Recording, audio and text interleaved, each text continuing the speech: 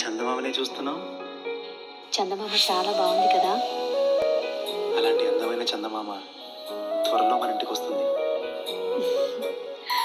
చిన్ని చిన్ని చందమామే కళ్ళ ముందు చిందులేసే, బుజ్జి బుజ్జి బుట్ట బొమ్మే వేలు పట్టి అడుగులేసే, నీలేత పాదం చుట్టూ నా పంచ ప్రాణాలన్నీ మువ్వల్ల మోగేనులే. చిరునవ్వు చూస్తే చాలు చుట్టూరా సంతోషాలు మనసంతా నిండే.